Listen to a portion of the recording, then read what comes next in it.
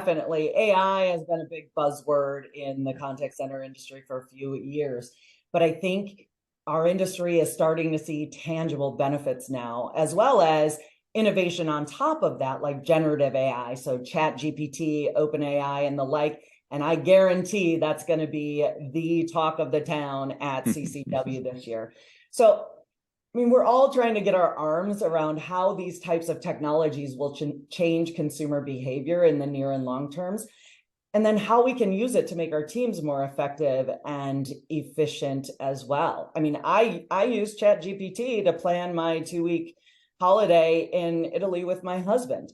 And if I'm doing that, others are likely doing that too. So I think generative AI is going to be an efficiency play to start for most of us.